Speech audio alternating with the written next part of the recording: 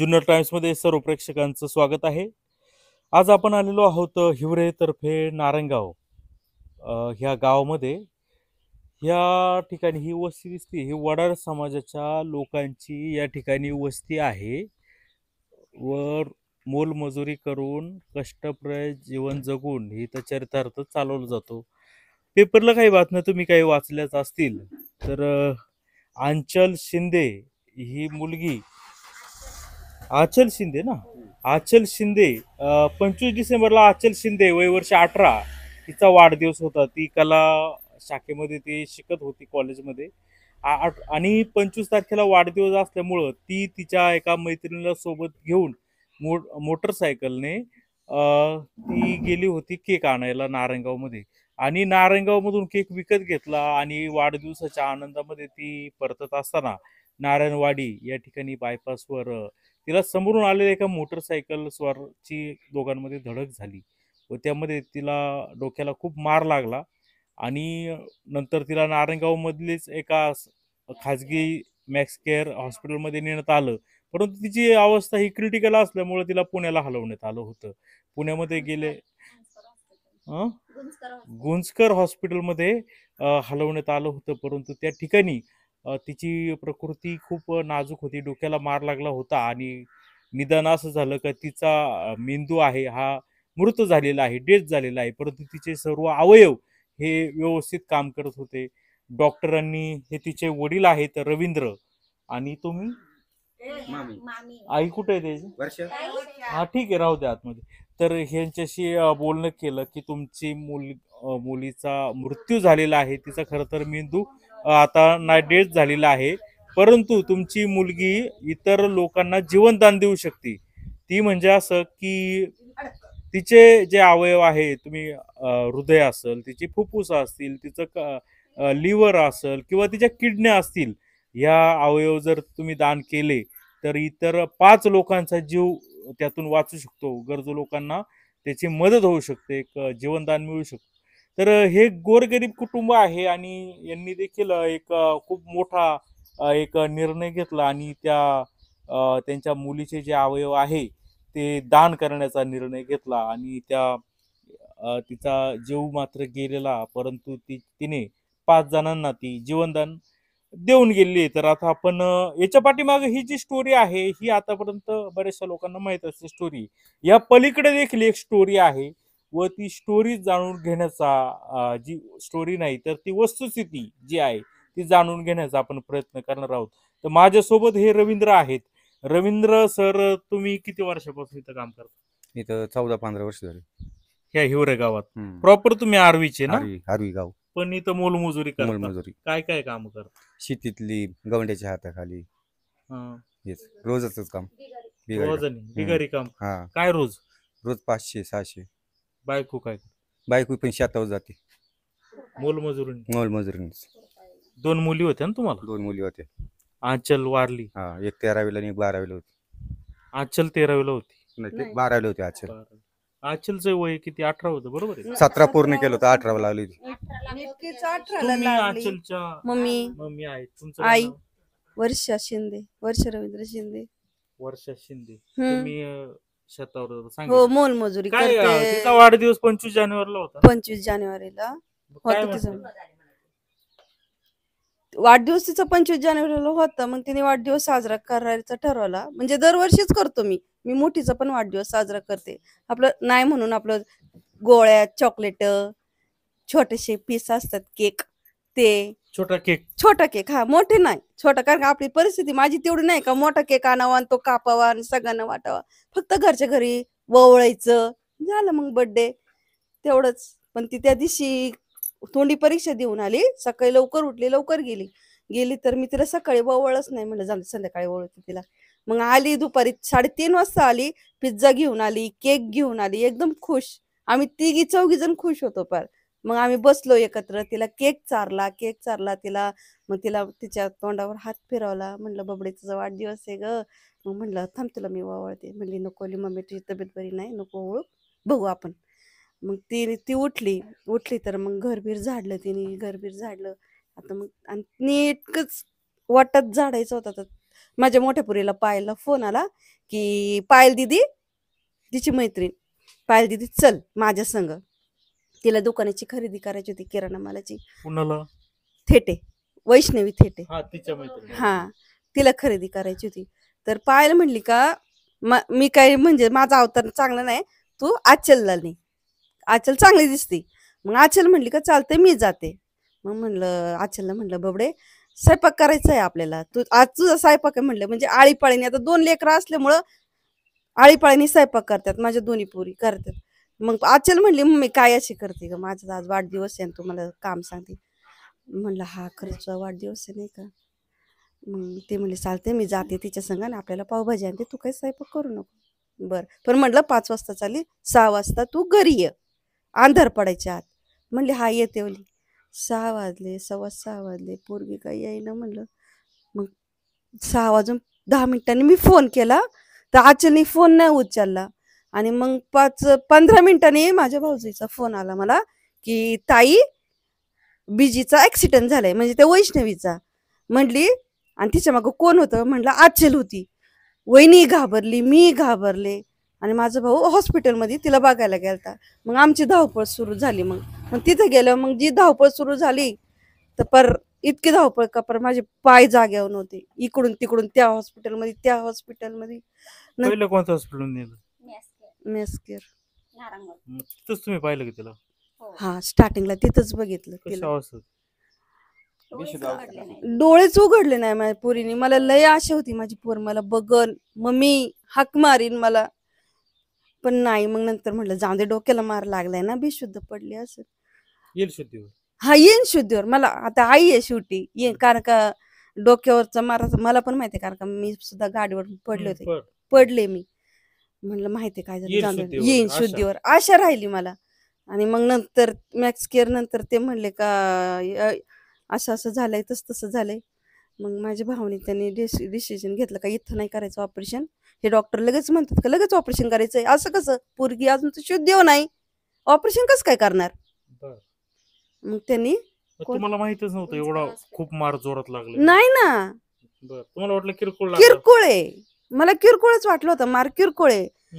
मला म्हणून जेव्हा म्हटलं का पुण्याला न्यायचं? हा पुण्याला न्यायचं म्हणलं, चला म्हणलं बघू, म्हणलं काय पैसे खर्च होतील कारण का तिची परिस्थिती नाजूक होती. फक्त म्हणले का डोक्याला मार लागलाय, काय म्हणले डोक्याला मार लागलाय आणि मुका मार लागलाय. डॉक्टरवाले म्हणले ऑपरेशन करायला 1.5 लाख रुपये लागतील, पण त्याचा काय उपयोग होणार नाही. काय म्हटले मॅक्स केअर वाले? मॅक्स क्युअर हॉस्पिटलचे डॉक्टर म्हणले की ना, तुमच्या पोरीचा मेंदूला आतमध्ये दुखापत झाली, आतमध्ये रक्तस्राव चालू आहे, तर तिचं ऑपरेशन करावं लागेल. 1.5 लाख रुपये खर्च येईल आणि मेडिकलचा काय 50-50 हजार रुपये खर्च येईल, तुम्हाला तो करावा लागेल. पण ऑपरेशन करून तुमची पोर शुद्ध येईल की आम्ही गॅरंटी देऊ शकत नाही. फक्त ऑपरेशन पहिले गरजेचं आहे करणं. मग आम्ही विचारलं त्यांना, मग तुम्ही ऑपरेशन करणार आहे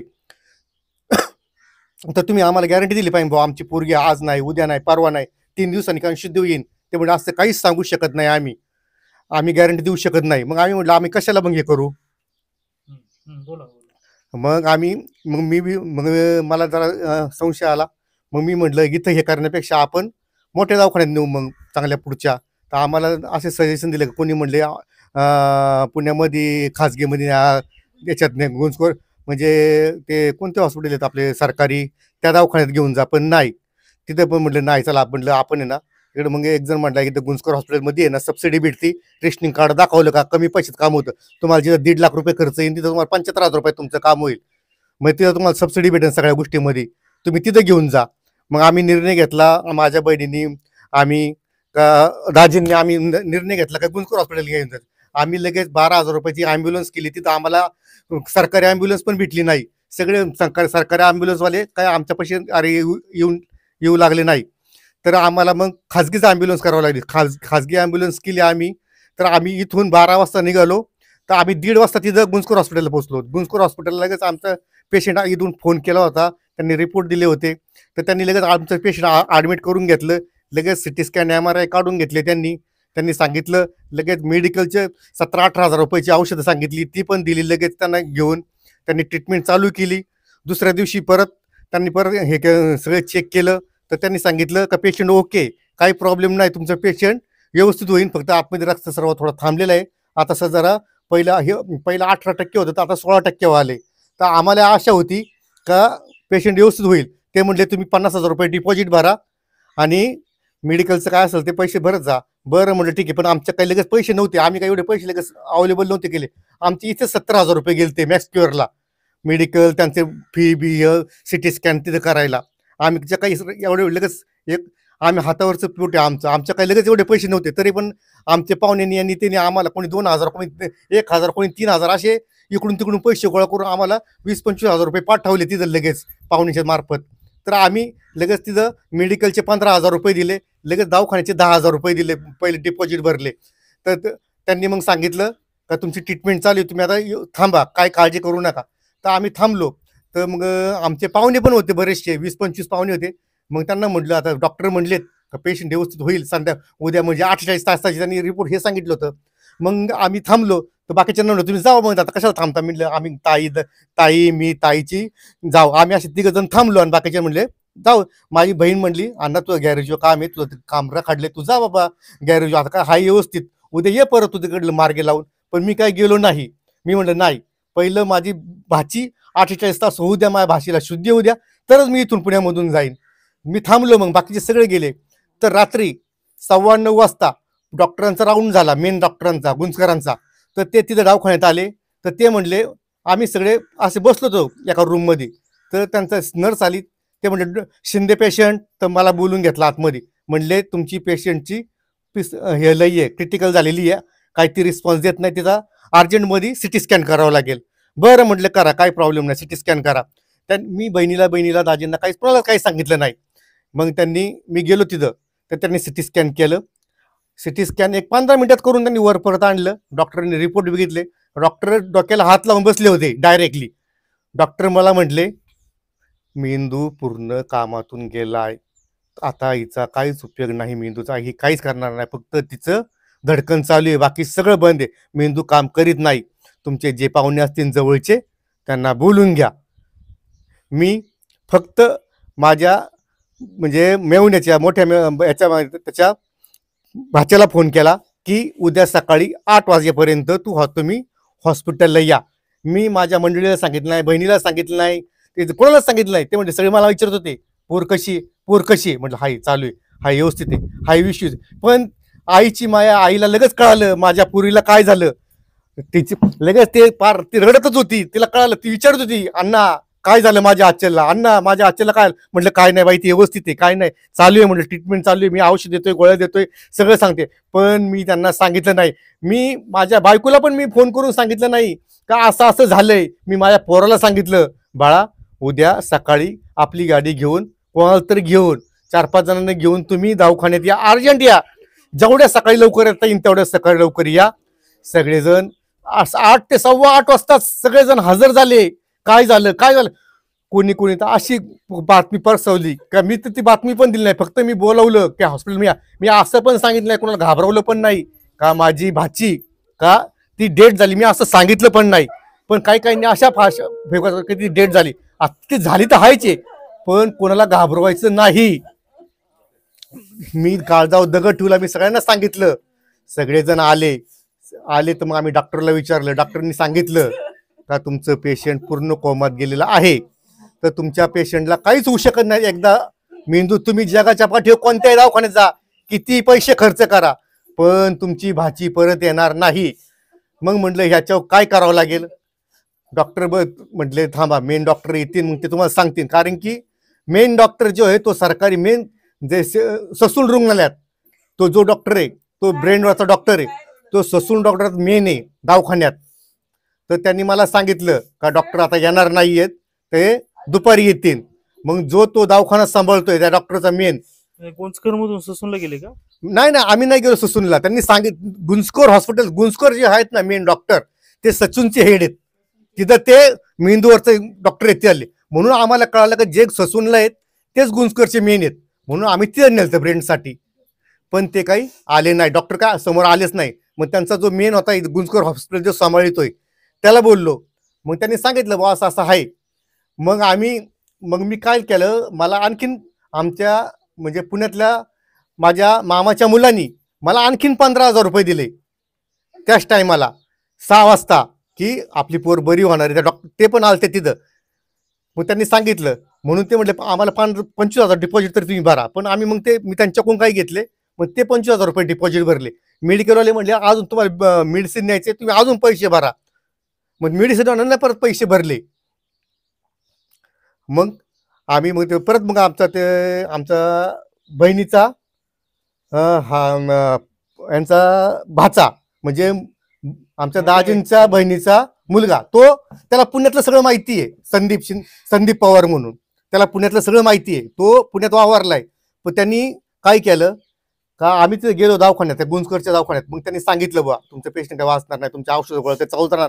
जवळ तुमचं हिंनत चालू आहे, तुमचं हार्ट चालू आहे, तर आम्ही तुमची पेशंट तुम्हाला मूर्त म्हणून तुम्हाला देऊ शकत नाही. जवळ ते हे चालू आहे तर आम्ही तुम्हाला आम्ही डेड करू शकत नाही, तुमचं पेशंट तुम्हाला देऊ शकत नाही. जेव्हा ती डेड होईल तेव्हा तुम्हाला आम्ही तुमचं पेशंट तुमच्या ताब्यात देऊ, तर आम्ही देऊ शकत नाही. मग त्यांनी आम्हाला एक सांगितलं का जर तुमच्या पेशंटला जर 6 महिने लागतील, 2 दिवस लागतील, 8 दिवस लागतील, वर्षे लागतील, तर हार्ट चालू राहील, तर तुमचं ट्रीटमेंट चालूच राहील. मग तुम्ही काय करणार, तुम्हाला त्यावर ॲडमिटच ठेवावं लागेल.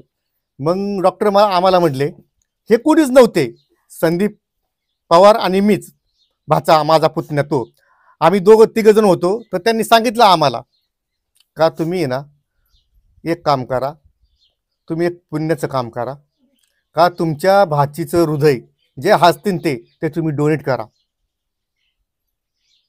आमचं ते पायाखालची जमीनच हादरली. मी ते म्हणजे विचार करून बघा, तुमच्या पाहुण्यांचा तुम्ही विचार करून बघा, घरच्यांचा तुमचा, मग आम्हाला सांगा, आम्ही ते डोनेट करायला बोलून घेतो. बरं म्हणजे ठीक आहे. माझा पुतण्या म्हणला, संदीप पवार म्हणला, काका माही तर हिंमत नाही होणार मामी संग बोलायची का हे असं करा. कोण बोलणार त्यांच्या संग, एवढं मोठं आबाळ कोसळले त्यांच्या याच्यावर. कोण सांगणार हे असं का हे असं करा, कोण आपल्या लेकीच हे करणारे. बरं म्हटलं ठीक आहे, आता कोणीच बोलू शकत नाही. मग मी आपला गेलो बाहेर बसलो.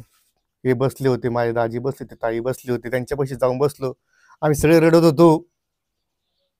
मी दाजींना ताईला जवळ घेतलं, सगळ्यांना जवळ घेतलं.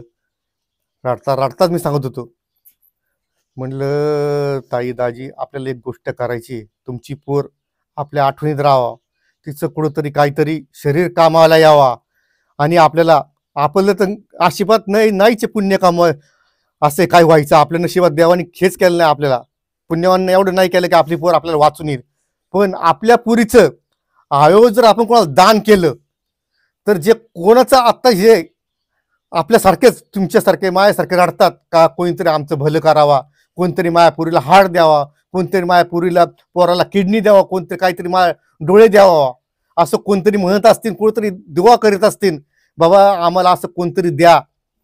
मी असं सांगितलं यांना, म्हटलं आपल्या आचलचं, आपल्या पुरीचं, माझ्या भाचीचं कोणाला तरी आपण दान करू, आपण हे देऊ. तुम्ही आणि आपली पोर ह्या जगात कुठं ना कुठं तरी तिचं डोळे तरी, हृदय तरी, कुठं ना कुठंतरी कोणाला तरी ते दान होईल, ते कुठंतरी चालू राहील, आणि कोणतरी तो आपल्याला आशीर्वाद देईल, बघ कोणतरी हे दान केले त्याचं भलं हो. आपल्याला ठीक आहे, आपल्याला नाही कळणार, डॉक्टरने सांगितलं का तुम्ही कोणाला दान करताय ते कोणाला आम्ही सांगणार नाही कोणाला देणार आहे काय, कारण की तुम्हाला जर आम्ही सांगितलं, तुम्हाला कळालं तर काय होतं, तुम्ही ठीक आहे, तुम्ही मस्त चांगले, तुम्ही काय तुमचं फक्त तुम्ही म्हणशाल बा आम्हाला हे दिसतंय, माणूस दिसतंय का, आमच्या माणसाचे डोळे चालू आहेत, आमच्या माणसाचा हार्ट चालू आहे. पण काही लोक असे असतात का ज्यांच्याकडे मोठ्या लोकांकडे पैसे मागायला जातात, का मागणी करतात का आमच्यामुळं तुमचं पोर जिवंत आहे, आमच्यामुळं तुमची पोर जिवंत आहे, म्हणून आम्ही त्यांचा पत्ता देऊ शकत नाही, तुम्हाला त्यांचं नाव देऊ शकत नाही. फक्त आम्ही तुम्हाला एवढंच सांगू शकतो का कोणत्या राज्यात, महाराष्ट्रात का कुठं, का तुम्ही कोणतं अवयव कुठं दिलंय ते आम्ही तुम्हाला सांगू शकतो, पण त्यांची नावं नाही सांगत. महाराष्ट्रात दिलंय, जळगावला दिलंय, असं कुठेही सांगू शकतो आम्ही, परदेशात दिलंय असं तुम्हाला सांगू शकतो. मग मी असं सांगितलं ताईला, आमच्या दादींना सांगितलं, त्यांना सांगितलं बघा तुमची पोर, तिचं हृदय, ताई जर ती इथून कुठून शेजारून जरी गेली तर तिचं हृदय धडकत असेल, तिला असं जाणवल का इथं माझ्या जवळचं कोणतरी आहे का ते धडधड करते, आणि त्या टायमाला तुमचं पण हृदय धडधड करीन का, तेव्हा तुम्ही समजून जायचं का माझी लेक इथून कुठून तरी जवळून चाललेली. म्हणून त्यांनी लय मोठा काळजावर दगड ठेवून मला म्हणली, दादा अण्णा तू म्हणशील तसं करणार आम्ही. तू आतापर्यंत एवढं पहिल्यापासून तर आतापर्यंत लहानपणापासून पण मोठ्यापर्यंत आतापर्यंत तूच सगळं केलंय. आमच्या पुरीला कधी काही कमी केलं नाही, आम्हाला कधी काही कमी नाही. हे घर माझं आहे, विजय राजाराम डुकरे. मी नारायणगावला फ्लॅटमध्ये राहतो. मी पहिला इथंच राहत होतो 20-30 वर्ष. पण मी नारायणगावला गेलो, हे घर माझं. माझी बहिणी तर तिथं भाड्यानं राहायची, मोलमजुरी करायची. माझं घर बंद होतं. माझी बायको म्हटली, आपलं घर असंच बंद पडलंय, तुमची बहीण इकडे हे खोली बदल ती खोली बदल, आपलं घर आता असंच पडलंय, मग आपलं घर देऊ आपल्या ताईला राहायला, आपलं घराला व्यवस्थित होईल, घर पण येईन घराला, आणि तुमची बहीण पण राहील, काय असेल ती पण बघल. मी म्हटलं चालेल, माझा काही प्रॉब्लेम नाही. मग आमचं काय असेल ते मटेरियल कोपऱ्यात लावलं ताईनी. ही माझी मंडळी आली, काय सामान इकडे तिकडे ठेवलं, माझं काय सामान मी नारायणगावला घेऊन गेलो. तिथे 2.5 वर्ष आली माझी बहिणी तर राहती. ही बहीण, ही माझी मंडळी, ती माझी मोठी भाची, ते माझे दाजी, ही माझी बहीण, हे माझ्या दाजीचे मोठे भाऊ, ही त्यांची बहीण, ही त्यांची आई, आणि हे आमचे सगळे सोयरे चालले.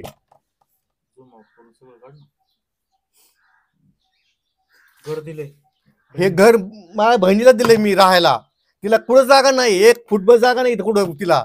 पण ती मोलमजुरी करती. रोज जे कमी 100-500 रुपये त्याचा बाजार आणायचा, आठवडाभर 4. माझ्या ह्या 2 भाची कामाला जायच्या, कांदे काढायला, भाज्या काढायला जातात, आणि त्यांनी शिक्षण केले त्यांनी. ही मोठी आचल, पायल.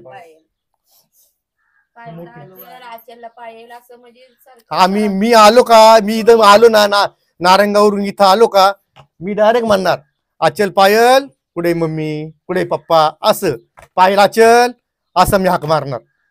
एकीला कधी हाक नाही मारणार. मी आता पण तेच करतो. आम्हाला हे, आणि सगळ्यात महत्वाचं हे आहे, माणुसकी नावाची गोष्टच राहिली नाही हो. माझ्या भाचीचा बायपासला ऍक्सिडेंट झाला, एवढी लोक जात होती रस्त्यानी, पण कोणी उचललं नाही. ज्यांनी आमच्या गावात मास्तर आहे, संजय रणदिवे, एक बँकेत आहे, अविनाश रणदिवे, हे त्या गाडीने ठोकलेत का माझ्या भाचीला आणि त्यांना. त्यांनी उलट त्यांना आहे ना उचलाय पाहत होतं. हे शिक्षक आहे, शिक्षकाच्या नावाला काळी माहित हे. लोक शिक्षक काय करतात, लोकांना पोरांना शिकवितात, मदत करा. यांनी मदत नाही केली, त्या पोरांना बोलले, हे ठोकले तर ठोकले. माझ्या भाचीला त्यांना बोलले, कळत नाही का तुम्हाला गाडी कशी चालवतात, हेच रॉंग साईडने चालले. तुम्ही सांगा, ज्या टायमाला माणूस सिंगल रस्ता आहे, ते तिकडून नारायणवाडीच्या पुला खालून येतात, इकडे हिवरेला येतात, म्हणजे त्यांच्या साईडने हे बरोबर येतात की नाही. हे नारायणगाव जायचे म्हटलं कसं गेलं पाहिजे. यांनी तिकडून जाऊन पुला खालून तिकडून नारायणगावला गेले पाहिजे. हे रॉंग साईडने जाऊन ठोकले. ठोकले तर ठोकले, पुरींना बोलले, त्यांना मदत नाही केली. मुलींना काय तुम्हाला कळत नाही का गाडी कशी चालवायची, कशी चालतात, ठोकता तुम्ही गाडी. गाडी कोण चालत होतं, आंचल का ती? आचल नव्हती, आचलला गाडी येतच नव्हती. आंचल मागं बसली होती. आचल मागं बसली, वैष्णवी. आचल बेशुद्ध पडली, डामराव पडली ती डायरेक्ट, ती घाबरली. ह्या मास्तरनी विचार केला पाहिजे, ज्या अर्थी मी ह्या पोरीला बोलवतोय, ही पोरगी दुसरी खाली पडलेली आहे, हिला पहिलं बघून दे मला. त्यांनी तिला उठवलं पाहिजे माणुसकीच्या नात्याने. ए बाळा तुला काय झालं, बाळा जाऊन ए पोरी काय झालं तुला, उठ. ती पोरगी डोळे उघडत नाही, त्याने तिथं बघायचं नाही. त्या पोरीला कशाला बोलायचं, त्या दुसऱ्या पोरीला बोलायचं कारणच काय. तू पहिले माणुसकी बघ ना. तुला 2 पोरी आहेत, तुझी जो पोर माझ्या पोरी जागी असती तर तू लगेच तिला उचलले असते, दवाखान्यात पळून गेली असती का. आणि आम्ही वडरी आहे म्हणून आमच्या पोरी काय तुच्छ आहेत काय, हात नाही लावायचं काय का. माझ्या पोरीने असं काय गुन्हा केला त्या सरांचा मला ते कळत नाही. माझ्या पोरी कधी कोणाची कधी माझी पोर ही सुद्धा कधी कोणाची शिवी गाळ नाही, कोणाच्या अध्यात्म मदत नाही. पण एकच माहितीये, मदत आणि प्रेमाने बोलणं. मदत केली नाही. आणि त्या सरांनी तर मदत तर सोडा लांबच राहिली. मला मदत बिदत काय, मला फक्त एवढंच लागत होतं की ज्या माणसाने माझ्या पोरीला उडवले, त्या माणसाने ज्या दिवशी माहित होतं त्या दिवशी त्यांनी यावा किंवा फोन तरी करावा. अमुक अमुक मी तुमच्या पोरीचं माझ्याकडे ऍक्सिडेंट झालेला आहे, हॉस्पिटलमध्ये मला काही जमलं नाही, मला त्यांना पाहायला लागले, एक कानावर आले, पण मी काय बघायला नाही गेले. ते इथवर सुद्धा आले नाही की तुमच्या पोरीचा माझ्यामुळे ऍक्सिडेंट झालाय, मला माफी द्या, असं तसं परत असं होणार नाही, आता तुमची पोर आता असं काय सांत्वन तरी द्यायचं ना. अजून तोंड नाही दाखवलं, तोंड लपवलं. कारण काय काय नाव त्यांचं? संजय रणदिवे. आणि ते महाराष्ट्र बँकेत कामाला आहे तो अविनाश रणदिवे. दोघं मोटरसायकल. हा, दोघं मोटरसायकल होते. मला एक सांगा, ठीक आहे, ज्यावेळी अपघात झाला त्यांनी मदत केली नाही किंवा त्या मुलींनाच ते ओरडले, हे कसं कळलं तुम्हाला? आम्हाला सांगितलं ना बाकीच्यांनी. कोणी? तिच्या बरोबरची पुरी होती ना, तिने सांगितलंय. ते वैष्णवी तिथेनी मोटरसायकल होती. हा, ती काय म्हटली? काय म्हटली ती? ती म्हणली उलट ते आम्हालाच ओरडली का तुम्हाला नीट गाडी चालवता येत नाही का. किती वेळ आचल ही रस्त्यावर होती? कमीत कमी 20 मिनिटं. जर 30-5 मिनिटं जर अगोदर रस्त्यावर हॉस्पिटल मिली असती तर लगेच उपचार चालू झाला असते, ती वाचली तरी असती. मेंदूतला रक्तस्राव थांबवता आला असता. हा, आला असता. रक्त इंजेक्शन देऊन थांबवता आला असता. मग 20 मिनिटं बोलू की काय विषय? मग 20 मिनिटं ते कोणी मदत नाही केली? कोणीच मदत नाही केली. किती वाजता अपघात घडला? 6:15 गाडला होता संध्याकाळी. हो. 7-7:30 वाजले तरी नाही त्या पोरीला. आणि काहीतरी 7ला 5 मिनिटं बाकी असताना, 7ला 10 का 15 मिनिटं बाकी असताना तेव्हा ती हॉस्पिटलमध्ये आणली तिला. नाही, ती बाई कोण आहे ना, त्या बाईने आणली. ते अँब्युलन्स बोलावली, मग अँब्युलन्सने आणली तिथं. 20 मिनिटं ती उपचाराविना. 20 मिनिटं बिगर उपचाराविना. सगळ्या नुसते मजा बघत होते रस्त्याने जाणारी येणारी. कोणीच मदत केली नाही. मग तिलाच बोलला, तुम्ही येऊन रॉंग आम्हाला ठोकलं म्हणून. बरं ठीक आहे, सांगतायत ते. आता मग काय तुम्ही तक्रार दिली का? असं accident आता आम्हाला सांगितलं, आता आम्हाला कळालं की ना आता तुमच्या पुरी वयात नाहीयेत, त्यांच्याकडे लायसन नाहीयेत, मग तुम्ही काय पोलीस कंप्लेंट करणार, सगळं तुमच्यावर शेकणार. मग त्याच्यामुळं आम्ही काय फक्त सांगितलं बुवा, ते हॉस्पिटलमध्ये आमची भाची ऍडमिट होती, मग त्यांनी आम्हाला लेटर दिलं का. मग आमचा पुतण्या गेला, अजय गणेश पवार, तो गेला पोलीस स्टेशनला. मग त्यांनी ते तिथून सही करून आणली पोलिसांची का आमच्या पोरी का गाडीवरून घसरून पडल्या, असं सांगितलं आम्ही. तुम्ही सांगितलं? हो. घसरून पडल्या? हो. पुढं गाडी आडवी आली, आमच्या पोरींनी ब्रेक मारला आणि घसरून पडल्या. मग म्हणून आम्ही दवाखान्यात आणले, असं कोणी सांगितलं. लिहायला सांगितलं तुम्हाला? आम्हीच सांगितलं. तुमच्या मुली गुन्हा दाखल होऊ नये म्हणून? हो, आमच्या मुलीनं गुन्हा दाखवला होऊ नये म्हणून. तिथं नाहीये जगात आता काय. पण आम्हाला आता तवा नाही ना, तवा आता कळालं आम्हाला. तवा त्या घाईच्या याच्यात काय करणार, तवा डोकं चाललं नव्हतं आमचं. फक्त फ्रेश विषय तोपर्यंत हा. ही जिवंत होती. हा, तवा फ्रेश म्हणजे 1 तासाभराचा तो विषय होता. ते तवा नव्हती दिली कंप्लीट आम्ही. फक्त ते सांगितलं की आमची तुमची मुलगी म्हणजे भाची आचल, तिचं 17-18 वय आहे, ठीक आहे, अल्पवयीन. 18 लागलं होतं तिला त्याच दिवशी. गाडी कोणती होती? चालवत कोणती? ज्युपिटर होती. ज्युपिटर. 16 वर्षाची पण ते चालू शकतात, काही गाड्या अशा आहेत 16 वर्ष असताना सुद्धा चालू शकतात. नाही, पण ती जी पुढची होती ना, ती 17 वर्षाची होती ना, ही पण 17 वर्षाचीच होती. तिला येत होती का व्यवस्थित? हो, तिला चालत होते ना. ती तिच्या आईला, वडिलांना नाही ना, तिचे वडील कदम आजारी पडतात ना, ती तिच्या वडिलांना नाही ना दवाखान्यात घेऊन जाते ती पोर. आणि ती ना त्यांचं किराणा मालाचं छोटं दुकान आहे, कपडे त्यांचं हातावरचं पोट आहे त्यांचं. तुम्हाला एक माहिती आहे का जी मोटरसायकल मध्ये विविध प्रकार असतात, मोपेड किंवा मोटरसायकल, सीसी, काही जे 16 वर्षाची मुलं आहेत ती सुद्धा काही प्रकारच्या या चालू शकतात, स्कूटर किंवा ते नाही मला माहिती. मला फक्त एवढंच माहिती आहे का, जे गाड्या चालवायच्या, 2 व्हीलर चालवायला 18 वर्ष पूर्ण लागत. हा, ते माहित नाही. फक्त आम्हाला सांगितलं का त्यांचं वय नाहीये म्हणून आम्ही ते हे केलं नाही. तिला देऊन. हो. मग आता का मग तुम्ही बोलताय? आता म्हणजे आम्हाला आता आम्हाला नंतर कळालं काय ना, काय तुम्हाला काहीतरी आहे ना, तुम्हाला हे सांगण्यात आलं का पहिलं, का तुम्हाला भासवण्यात आलं का तुम्हाला गुन्हा होईल, हे होईल, घाबरण्यात आलं आम्हाला पहिलं, म्हणून आम्ही झालं. समोरचा व्यक्ती हा रॉंग साईडने चालला होता, याचा काही पुरावा? रॉंग साईडने चालला होता म्हणजे आता तुम्हीच मला सांगा, आता तुम्ही जर कोणत्या साईडला, तुम्ही जर पुण्या साईडला चालले तर तुम्ही कोणत्या साईडने चालणार? राईटला साईडला चालणार का लेफ्ट साईडने चालणार? कोणत्या साईडने चालणार तुम्ही? राईट साईडने चालणार. तुम्ही राईट साईडने चालणार, बरोबर. आणि तुम्ही नाशिक साईडकडे चालल्या लेफ्ट साईडने चालणार, बरोबर आहे की नाही? हो. आणि जर सिंगल पदरी असेल, सिंगल पदरी बायपासला जो खालून रस्ता असतो हा, त्याला काय म्हणतात? Bypass service road. सर्व्हिस रोडला 2 रोड असतात, राईट लेफ्ट. हा एकच रोड म्हणजे एका बाजूनी हे जायचं लेफ्टनी, दुसऱ्या साईडनी हा आता तुम्ही मला सांगा, जर नारायणवाडीच्या पुला खालून जायचंय आपल्याला, हिवऱ्याला जायचंय, तर कोणत्या साईडने गेलं पाहिजे? राईट साईडने गेलं पाहिजे, लेफ्ट साईडने गेलं पाहिजे? मला नाही माहिती इथलं, म्हणजे भूगोल एवढं माहित नाही हा, कोणत्या ह्यानी तर गेलं आपण जायच्या टायमाला जायचं असेल तर आपण राईट साईडने म्हणजे लेफ्ट साईडने जाणार. पाहिजे. पुढं इकडे यायचं, हिवऱ्याला यायचं असेल तर नारायण पुला कोण यायचं असेल, बरोबर आहे की नाही? आणि जर आपल्याला इकडे जायचं असेल ना, पुढं नाशिक साईडला जायचं असेल, तर कोणत्या साईडने जाणार आपण? लेफ्ट साईडनी जाणार तुम्ही. बरोबर आहे की नाही? बरोबर, बोला. आणि इकडून इकडून इकडे यायचं असेल तर राईट साईडनी, तिकडे जायचं लेफ्ट साईडनी, सिंगल तो सर्व्हिस रोडनी हा. जायला हा, पाहिजे. मग ते आले, आता काय झालं, ते मग- कोणत्या रोडनी साईड नव्हते, ते त्याच सर्व्हिस रोड त्याच रोडने आले, चुकीच्या लेननी गेले. चुकीच्या लेनने आले ते, आणि चुकीच्या लेन येऊन ठोकले ते. बर, हे कुणी सांगितलं तुम्हाला?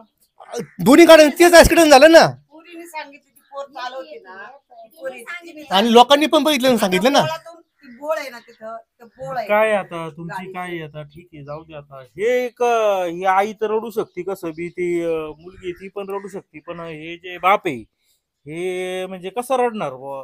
हे असं निर्माण झाले काय, मुलीची काय आठवण रडून झाली? रडून आता काय पार हे झालं मला. हा? काळीच कठोर करून घेतलं. कसं काय आता हे रडून ही पोर, मी रडले नाही, ही लई मग दुःख करून घेते माझी मोठी पोर. म्हणजे तुम्ही रडले तर त्यांचा आधार हा. म्हणून रडत नाही. नाही, त्यांना वाईट वाटतं. मग तुम्ही आता एवढं आपली स्वतःच्या पोटाचा गोळा गेला म्हटलं माणसाला कसं आहे, एवढं आता हे नाही होत ना. हे पोरी का तोंडा पाहून गप्पच राहायला लागत ना. रडायचे पण रडता येत नाही. नाही. दाबून धरतंय. गिरवायचं जातं ते काय, आता गेलेलं माणूस परत येणार नाही ना. काय आठवण येत असेल ना मग. भरपूर आठवण येते. आता ती कसं आहे, एवढं पाहुण्यावर आवळ्यात रमून जातं मन, पण हे जर घर सोडून गेलं ना, खायला उठत तवा कळत आता माणसं आहेत म्हणून काय वाटत घर म्हणून जातो. पण आता जाऊ जातील ना, घर खाणार, दुःख होणार. ते काय शनी शनी ते आठवणार. आता लहानापासून मोठ्यापर्यंत जीव लावून तिला सांभाळलेलं आहे. 12वीला कॉलेजला जाते तरी बी पैसे 100 रुपये द्यायचं दोघींना. आपली पोरं आहेत, आपण गरीब असलो तरी आपल्याला नाही भेटलं तर आपल्या पोरांना खायला भेटलं पाहिजे, त्यांच्या कोणी तोंडाकडे पहिलं नाही पाहिजे. माझ्या संग कायम भाड्याची हुशार असायची ती, माझं सगळं काम ऐकायची. पार एक वेळ ही ऐकत नव्हती, पण ती लगेच जायची. कोणती नारेगावून काय आणायला सांगितलं ना, त्या घेऊनच यायची. पण हुशार पण भरपूर होती, आणि तिचे मला पूर्ण गॅरंटी होती की ती आम्हाला शिकून चांगली नोकरीला लागेल, काय ते व्यवसाय धंदा करेल. आम्हाला म्हातारपणी आम्हाला वर्ग नाही, हातभार थोडा का वेळेला लावेल. पण काळाने सगळं करून घेतलेलं आमच्याकडून. आता ते दुःख पचवणं लय अवघड आहे.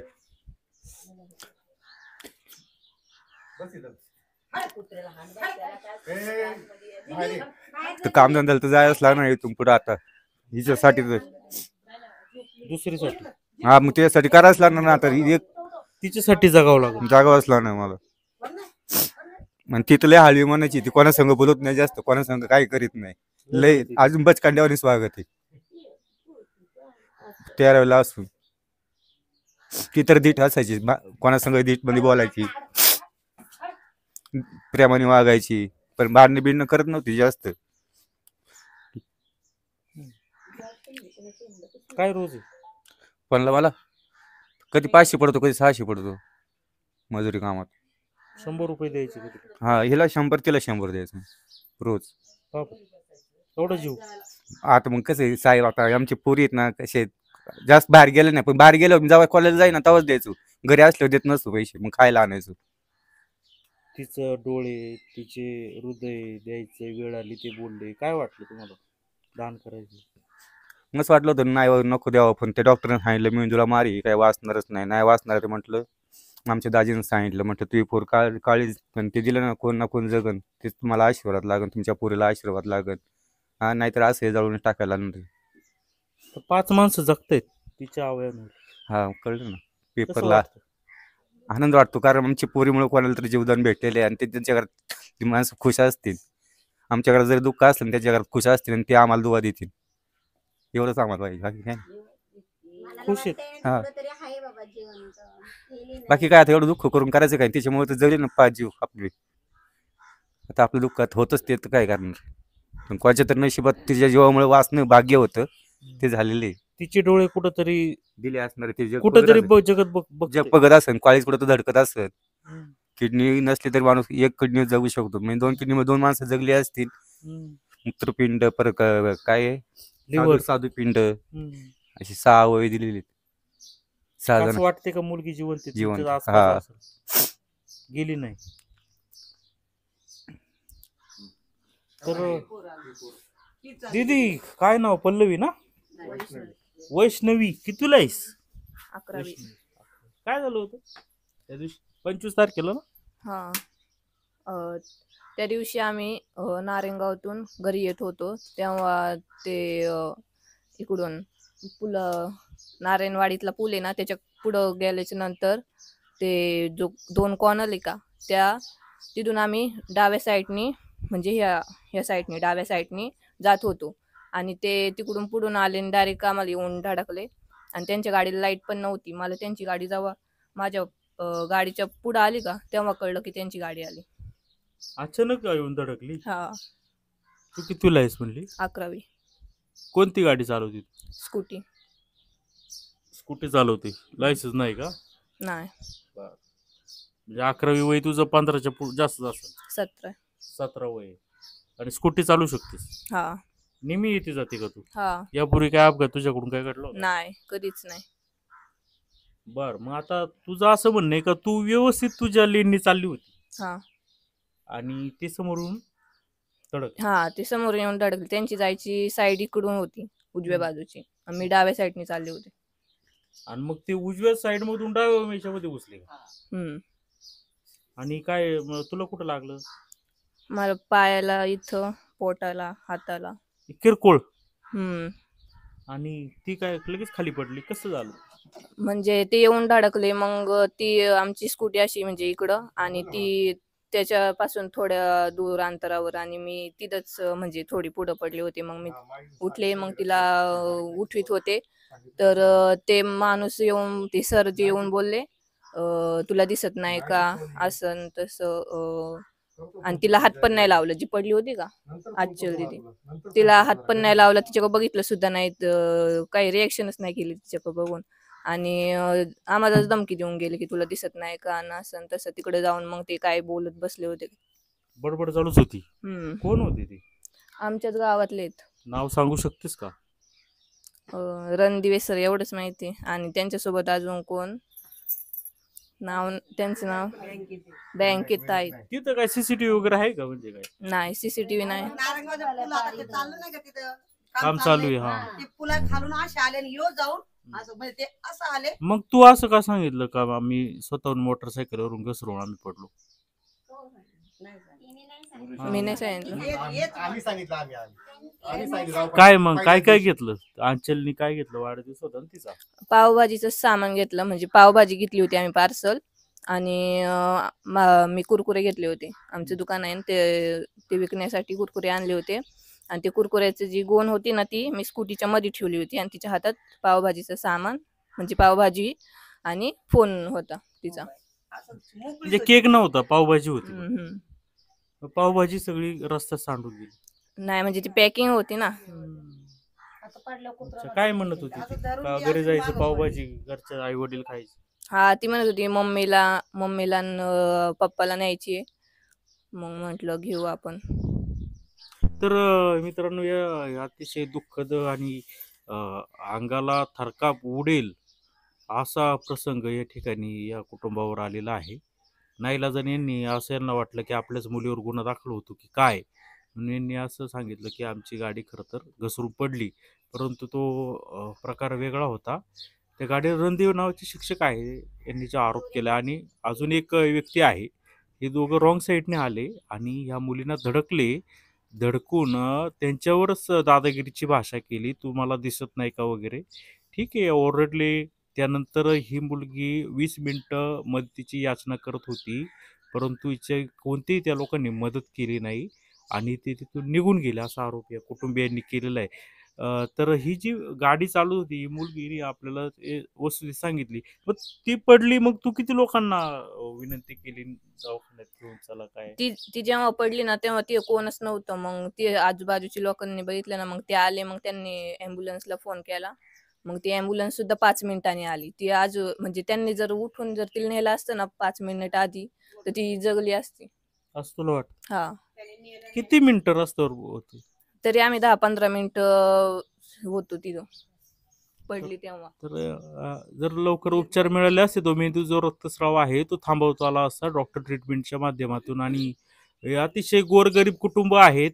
खरं म्हणजे तुम्ही जर पाठीमागं तो कॅमेरा रोल केला ना, तर त्यांनी एकदम भावना ज्या आहेत त्या अजिबात कॅमेऱ्याकडे बघत नव्हते. कारण की एकदम पूर्ण प्रेशराईज होऊन म्हणजे भावना त्या त्यांच्या बाहेर येत होत्या, ज्या नैसर्गिक भावना आहेत त्या.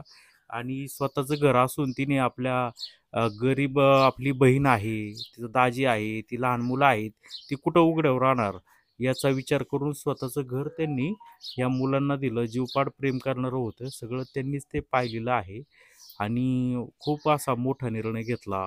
दवाखान्यामध्ये खर्च वगैरे आहे, ठीक आहे, गरिबी असून. तर त्या मुलीचे अवयव दान करण्याचा एक म्हणजे हे जरी पैशाने ही लोक गरीब असतील, गरीबातले गरीब असतील, परंतु ही लोक मनाने नक्कीच अंबानीपेक्षा सुद्धा श्रीमंत आहे असं या निमित्ताने जाणवलं. आणि तो आईचा हुंदका ठीक आहे, परंतु बापाचा जो हुंदका आहे तो काळीच पिळवटून टाकणारा होता. आता जरी त्यांची मुलगी इथं नसली तरी त्यांना एक आनंद आहे का आपली मुलगी कुठेतरी जगत आहे, आपल्या मुलीचं हृदय कुठंतरी धडकत आहे, आपल्या मुलीचे डोळे कुठंतरी हे जग पाहत आहे. आणि आपल्यामुळं मुलीमुळं कुठंतरी 5 कुटुंब, 5 घर, 5 लोक आहेत तेच जगत आहे असं त्यांचं हे आहे. आता हे कुटुंब जर पाहिलं तर हालाकीचं दिवस या ठिकाणी काढतात. 500 रुपये रोज आहे, 600 रुपये रोजाने हे कामाला जातात. मुलींवर खूप पैसे वगैरे प्रेम होतं यांचं. आणि ह्या कुटुंबाला खरं तर मला तर वाटतं या लोकांनी काही मागणी नाही केली का आम्हाला तुम्ही पैसे द्या वगैरे. तर माझी अशी विनंती आहे की समाजातली पेपरला बातमी आलं, ज्यांनी पेपरला बातमी दिल्या त्या पत्रकारांचं खूप मनापासून धन्यवाद आहे. परंतु ह्या कुटुंबाला काहीतरी एक मुलगी आहे आता त्यांची, आणि त्यांची अशी भाबडी आशा होती का आता ही जी मुलगी आहे आचल, ती कुठंतरी माझी गरिबी दूर करील, शिकून काहीतरी मोठी पदावर जाईल, आमची गरिबी दूर होईल. परंतु तिचा वाढदिवसच तिचा अंतिम दिवस होता. पावभाजी रस्त्यातच विसरून गेली. सगळं वाईट म्हणजे वाटतंय. तर या कुटुंबाला खरं म्हणजे आर्थिक मदतीची गरज आहे. ती कशासाठी आहे?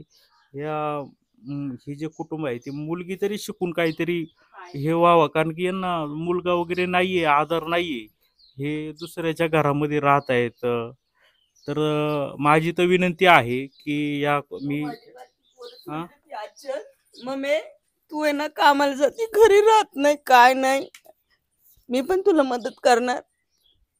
एक दिवस नाही माझी पोर घरी राहिले हो. शाळेत जायची, घरी सुट्टी असली का कामावर जायची, मला पैसे द्यायची. माझ्या जशा पोरी जायला लागल्या ना, हे नव्हते तेव्हा काम करीत. माझी पोर जेव्हा ही 11वीला गेली तेव्हा हे काम करायला लागले. लहानपणापासून तर मोठ्यापर्यंत मीच काबड कष्ट करून पोरींना लहानाचं मोठं केलं. माझ्या दोन्ही पोरीने नाही हो देखवलं, माझ्या एकटी काम करते. दोघी कामावर जायचं. मला काय पैसे काम करायचे द्यायचे. आजकाल ते मुली, हे काय करायचे? धनमेथीच्या गाडी जायचे. वावरात उपटायला जायची, ती गड्ड्या बांधायची आणि ते रोज आणला की मम्मीला द्यायची. आता वानोळा म्हणून एवढी एवढी भाजी दिली ना तर घरी यायची, 5-6 गड्ड्या बांधायची. भाजी महाग असते तिकडे 20 रुपयाला असली की इकडं ती 10 रुपयाला अशी फिरून यायची. काय भेटेल 30-40 रुपये, मम्मी तुला रोजंदारी मी दिली. आता हे माझी 20 नणंदबाई रुपये मला भेटायला येत होती कधीतरी, तर तेव्हा हे तिने पैसे त्यांच्या मी डोळ्यांनी माझ्यासाठी बघितलंय. ठेवते, माझ्या कॉलेजच्या खर्चासाठी ठेवायचे. मग आमच्या भावांना कधी काम असायचं नसायचं, कारण का रोजंदारी म्हटलं की आठवड्यातून 2 दिवस 3 दिवस, त्यातून पण मुलींची इच्छासाठी नाराज नाही हो म्हणून थोडेसे पैसे मुलींना द्यायचे, थोडे पैसे बायकोला द्यायचे घर खर्चासाठी. आणि बाकीचे पैसे त्याला येण्या जाण्याचं, सायकल चालवतं, त्याला गाडी चालवता येत नाहीये. अतिशय म्हणजे अतिशय माझे भाऊ-भाऊजाई, माझ्या भाची इतके निर्मळ मनाचे आहेत. त्यांच्यापाशी अन्न खायला जरी नसलं तर वाटसरू जरी एखादा जर आला की बाई मला पोटाला भूक लागली, ते स्वतःच ताट त्यांच्या पुढे सरकून ते स्वतः पाणी पिऊन समाधानी होऊन झोपण्यासारखे आहेत. आणि त्यांच्यावर ही प्रसंग आल्यामुळं हे आहे नाही सगळं गाव म्हणजे परदेशातून कुठले कुठले लोक येऊन सनी त्याला सांत्वन करून जातात. माझी एवढीच इच्छा आहे की हे 2 माणसांनी जे अपघात घडवला त्यांनी एकदा तरी येऊन सनी त्यांचं सांत्वन करायचं होतं. त्या पोरीच्या हातून अपघात झाला तरी पण त्या पोरीने हिम्मत केलं इथपर्यंत यायची, तिची मम्मीने हिम्मत केलं इथपर्यंत यायचं. ती पण गरीब आहेत, ते पण खूप गरीब आहेत. त्यांनी ते म्हटले बाई झाली चुकी, काय होऊ नाही त्या गोष्टी झाल्यात, हे बघा थोडं का होईना मी तुला थोडंच का होईना देणार. मग तिने थोडस ह्याला मदत केलं. त्यांच्यापाशी काही पैसा पाणी नव्हतं पोरीला दवाखान्यात खर्च करणे.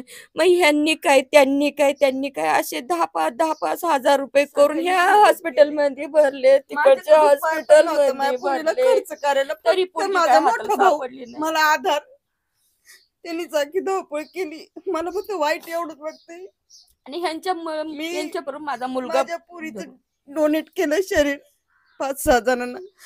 मला वाईट वाटतं की माझी आचल माझ्या डोळ्यासमोर नाही. तिला लाड करायला, मला मम्मी मम्मी म्हणायला पण आनंद आहे की ती कुठेतरी जगतीये तिचं आयुष्य. तिची लई इच्छा होती मला जगायचंय, मी मोठी होणार आणि तुला मी कामाला नाही पाठवणार मम्मी. तोच आधार नाही माझ्यापाशी. ठीक आहे, भावनिक प्रसंग झालेला आहे. तर माझी अशी विनंती आहे, मी आता खाली ह्या बातमीच्या खालीच आता यांच्याशी मी एक चर्चा करतो का एक समाजातली जे दानशूर लोक आहेत आणि खरंच त्यांना असं वाटतं की या कुटुंबाला आपण काहीतरी मदत केली पाहिजे, अशा लोकांची माझी हात जोडून विनंती आहे.